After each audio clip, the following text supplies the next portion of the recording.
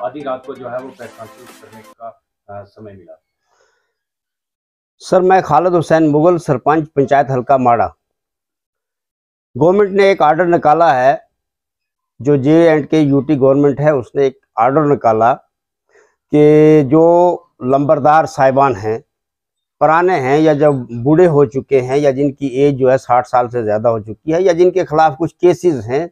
या कुछ जो किसी केस में मुलव्वस हैं, तो उनको हटा के तो उनकी जगह नए लंबरदार जो हैं उनको तैनात किया जाए। तो इस ज़िम्मन में गाँव माड़ा ए से हमने लंबरदार के लिए एक पढ़े लिखे नौजवान का नाम दिया जो ग्रेजुएट है। उसकी तमाम तर लवाजमात जो थी, ज़रूरी फार्मेलिटीज़ जो थी, वो पूरी हो गई। हत्ता कि उसकी CID क्लियरेंस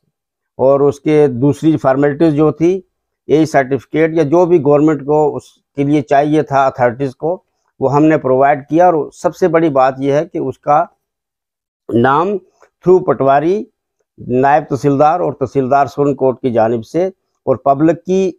रजामंदी से वो नाम जो है वो एडमिनिस्ट्रेशन के पास आया, जिसका प्रपोजल आया। और तमाम सुरनकोट के तहसीलदार जिन का प्रपोजल आया था, उसका नाम जो है 42 नंबर पे प्रपोजल लिस्ट में था। अब जब प्रपोजल एक्सेप्ट हो गया, प्रपोजल को अप्रूवल मिल गया, उसके बाद जब तहसीलदार साहब के पास उसने ऑर्डर करने थे सुरनकोट में, तो उस वक्त एडमिनिस्ट्रेशन ने कहा कि इसका जो ऑर्डर है वो स्टॉप कीजिए, क्योंकि ये इंक्रोचर है। इंक्रोचमेंट क्या थी कि डॉग का एक डारा था जो कई सालों से उनने छोड़ दिया हुआ है, उस पर गिरदावरी जो थी वो कैंसिल हो चुकी थी और फॉरेस्ट ने जो है वो अपना रकबा वापस ले लिया था, वहाँ पर कुछ भी नहीं था। फिर भी एडमिनिस्ट्रेशन ने उसका ऑर्डर स्टॉप कर दिया, क्योंकि दूसरी जो पार्टी थी उनने ऑब्जेक्शन रेज किया कि ये इंक्रोचर है। तो हमने मान लिया जनाब इंक्रोचर है। तो फिर उन्होंने एडमिनिस्ट्रेशन में एक नाम और आया जो दूसरी पार्टी की जानिब से आया, जिस पर हमने भी ऑब्जेक्शन किया। जनाब, अगर हमारा इंक्रोचर है तो अगर ये 2-2.5 मरले का इंक्रोचर है, तो दूसरी पार्टी जो है वो कनालों के हिसाब से उनने रकबा इंक्रोच किया हुआ है। उसमें जो रेजिडेंशियल हाउसेज हैं वो तामीर किए हुए हैं, ज़मीन आबाद की हुई है, उस पर खेती बाड़ी करते हैं। तो हमने ये एडमिनिस्ट्रेशन को बताया, ये मेरे पास जो हैं कॉपीज़ हैं, हमने बताया कि ये खसरा नंबर 554 जो कंपार्टमेंट फॉरेस्ट कंपार्टमेंट 271 वहाँ पर उन्हें ऑक्यूपाई किया हुआ है, जिसके हिसाब से यहाँ पर बताया गया जनाब ये जो इसमें है हसन मोहम्मद सन ऑफ शाह मोहम्मद, और दूसरा नाम है जनाब मदद खान जहांगीर खान जो पिसरान जो सन्स ऑफ जो है मसाब अली हैं। उनने इस रिकॉर्ड के मुताबिक 11 कनाल 11 मरले जो है फॉरेस्ट लैंड पे जो है अपनी गिरदावरियाँ चढ़ाकर उसको ऑक्यूपाई किया हुआ था। रिकॉर्ड में सिर्फ 11 कनाल है, लेकिन फिजिकली अगर वेरिफिकेशन की जाए तो कनालों के हिसाब से है लगभग मेरे ख्याल में 50 कनाल से भी ज़्यादा रकबा जो है वो फॉरेस्ट का जो है वो दरख्त काट के फॉरेस्ट की में उसमें ज़मीन आबाद की और आज मकान वहाँ पर मौजूदा है। हमने भी जब ये ऑब्जेक्शन लगाया तो एडमिनिस्ट्रेशन ने एक आदमी का नाम जो है उसको क्या किया कि इसको हम स्टॉप कर देते हैं जी, बाबर खान है सन ऑफ मदद खान। अब देखिए बाबर खान सन ऑफ मदद खान, अब उनने कहा नहीं जी ये एक लेडीज़ का जो है उसका नाम आ गया कहीं से बीच में से। हमें समझ नहीं आती है कि जो नाम अवाम की तरफ से आना चाहिए, जो पटवारी की तरफ से आना चाहिए, तहसीलदार साहब की तरफ से आना चाहिए, नायब तहसीलदार की तरफ से आना चाहिए और पब्लिक की कंसेंट से आना चाहिए, ये नाम कहीं ऊपर से आते हैं। और इसमें क्या है कि एक हमारे हैं जमुर्द मुगल, जमुर्द खान जो है उनके फादर का नाम जहांगीर खान है, और जमुर्द खान की जो मिसिज है उसका नाम जो है वो कहीं से लोगों की तरफ से नहीं कहीं और से आया है, पता नहीं किस माध्यम से आया है। और इसमें जहांगीर खान जो है ये सामने बताया जा रहा है कि ये इंक्रोचर है और इसका फॉरेस्ट लैंड में जो है रेजिडेंशियल हाउस है। तो अब एडमिनिस्ट्रेशन पर यह प्रेशर बनाया जा रहा है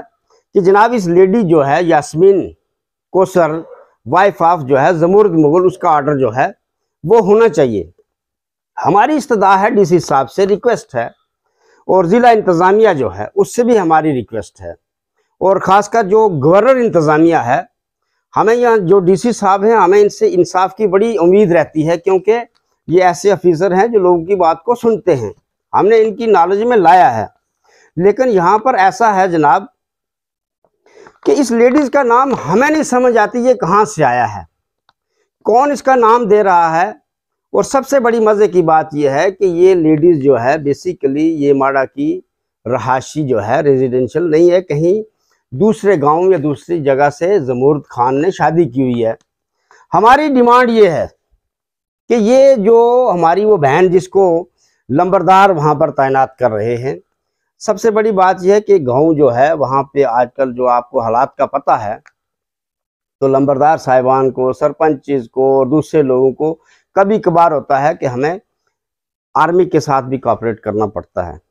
कई बार तो ऐसा होता है, मैं एज ए सरपंच आपको बताऊं कि रात के 12 बजे भी कहीं हमारी सिक्योरिटी फोर्सेस उनको हमारी ज़रूरत पड़ती है, और वो क्या करते हैं कि हमें बुलाते हैं, जी पोस्ट पे बुला लिया, या कहीं हालात ख़राब हो गए वहाँ बुला के ले जाते हैं। तो हमारी मांग ये है कि एक लेडीज़ जो है वो लंबरदार बनेगी। सर सबसे बड़ी बात ये है कि आप कंसर्निंग वहाँ के सरपंच, जी, आपकी बात क्यों नहीं मानी जा रही है? देखिए, एडमिनिस्ट्रेशन पर कोई पॉलिटिकल प्रेशर है, जो डीसी साहब पर इतना बड़ा दबाव है मेरे हिसाब से, और कहीं पॉलिटिकल प्रेशर है, खुदा जाने जी कौन कौन उस पर प्रेशर डाल रहा है। कहीं बड़ा प्रेशर है डीसी साहब पर, और डीसी साहब को और तहसीलदार साहब को और दूसरे लोगों को इतना मजबूर किया जा रहा है। और हमें कहीं सुनने में आया है कि पता नहीं वो जो जमुर्द मुगल है कोई हल्ला बोल चैनल चलाता है, शायद उसका कोई इतना बड़ा प्रेशर एडमिनिस्ट्रेशन ले रही है कि एक उसकी बीवी का ऑर्डर कर रहे हैं जो वहाँ माड़े में रहती ही नहीं है, माड़े की उसको टोपोग्राफी भी नहीं पता है, जोग्राफिकल उसको पता नहीं है। हमारा चैलेंज है कि वो हमारी बहन माड़े में आके बता दे कि उसकी ज़मीन कहाँ है, उसकी ज़मीन कहाँ है, वो हमारी वार्डों के नाम बता दे, माड़े की जो निक नेम जगहों के होते हैं वो बता दे, और सबसे बड़ी बात ये वो बता दे कि उसका मकान किस जगह पर है, क्या वो उस मकान में गई है कभी या नहीं गई है। ये आप क्या चाहते हैं, क्या हम चाहते हैं कि हमारी जो रिक्वेस्ट है ये हर अथॉरिटी से पहुंचनी चाहिए, और डीसी साहब से हमारी गुजारिश है कि बरादरी एक तरफ, 98% लोग एक तरफ हैं, लोगों की मर्जी से, अवाम की मर्जी से जो है वो लंबरदार वहाँ पर अपॉइंट होना चाहिए। अगर एडमिनिस्ट्रेशन को कहीं से इतना बड़ा प्रेशर है डीसी साहब को या तहसीलदार साहब को, हमारी मांग यह है कि अच्छे ऑफिसर हैं, इनको माड़े में इलेक्शन करवाना चाहिए, इलेक्शन करवा ले, जमुर्द मुगल मैदान में आ जाए, दूध का दूध और पानी का पानी हो जाए कि अवाम किसको चाहती है। अगर अवाम सहमत होती है कि वो हमारी बहन जो है लंबरदार बननी चाहिए, जो माड़े में रहती नहीं है। और दूसरी बात यह है कि माड़ा एक तस्दीक के लिए, एक छोटे से किसी पासपोर्ट की, किसी के करेक्टर सर्टिफिकेट की तस्दीक के लिए क्या लोग माड़े से 500-1000 रुपया खर्च करके यहाँ रेडियो स्टेशन पूंछ में आएंगे और जमुर्द मुगल का दरवाज़ा खटखटाएंगे और फिर उसकी मिसेज से जो है वो तस्दीक करवाएंगे। वो हमारी बहन है, हमें उस पर ये एतराज़ नहीं है कि वो लंबरदार क्यों बन रही है। अगर वो माड़े में रहती हो, माड़े के लोगों को जानती है, वहाँ पर उसका मतलब रेजिडेंशियल है, मतलब सारा सिस्टम है, तो फिर भी हमें कोई एतराज़ नहीं था। एतराज़ इस बात का है, एक तो वो वहाँ रहती नहीं है, दूसरा 98% लोग जो हैं वो उसी लंबरदार को चाहते हैं। हमारी इस्तदा जो है डीसी साहब से आपके माध्यम से कि डीसी साहब आप किसी के प्रेशर में मत आओ। और आप ये देखें जी, जमुर्द मुगल की जो मिसेज है, इसकी इंक्रोचमेंट की जो अगर हमारा इंक्रोचर है तो जमुर्द मुगल साहब के वालिद मोहतरम जो इस दुनिया में अब नहीं है, तो उन्होंने तो कनालों के हिसाब से रकबा इंक्रोच किया हुआ था, क्योंकि वे लंबरदार थे। उनका एक कज़न जो था वो सरपंच था, सरपंच और लंबरदारी का उन्होंने ये फ़ायदा उठाया कि आज मेरी गुजारिश ये है कि थ्रू फॉरेस्ट डिपार्टमेंट की टीम को साथ लिया जाए और रेवेन्यू डिपार्टमेंट की पूरी टीम जो है वो फिजिकली वेरिफिकेशन करे क्या उनकी लैंड जो है वहाँ पर है या नहीं है, फॉरेस्ट में उनके मकान फॉरेस्ट में हैं या नहीं है। अब ये देखिए, तहसीलदार साहब ने एक साफ क्लियर रिपोर्ट दी है और उन्होंने ये लिखा है इसमें कि ये जो रकबा है उन्होंने आबाद किया हुआ है, उस पर खेती बाड़ी करते हैं और उसके बीच में मकान है। खसरा नंबर 554 का जिक्र किया है और तहसीलदार साहब की ये रिपोर्ट है कि वो माड़े में नहीं रहती है।